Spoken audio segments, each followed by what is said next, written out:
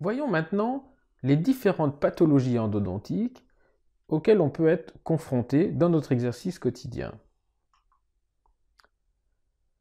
Les pathologies peuvent être pulpaires, purement pulpaires, ou toucher la zone parodontale, et on parle alors de pathologie périapicale. Les pathologies pulpaires, quant à elles, sont essentiellement inflammatoires. Elles sont d'origine infectieuse, mais elles sont inflammatoires. Le suffixe "-ite", associé à pulpite, eh bien, nous ramène à cette notion d'inflammation et pas d'infection.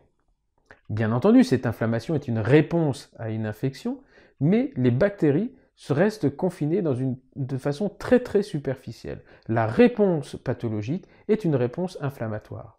Cette réponse peut être modérée et finalement être circonscrite à une seule corne pulpaire.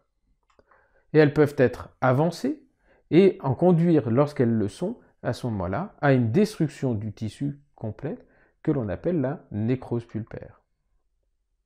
Les pathologies périapicales sont quant à elles essentiellement inflammatoires également.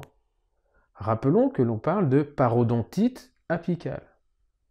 La parodontite apicale, la lésion apicale, nous la décrirons un petit peu plus tard dans cette formation, eh bien cette lésion apicale est un tissu inflammatoire. Elle ne comporte pas, ou finalement très peu, de bactéries, sauf dans la phase absédiée.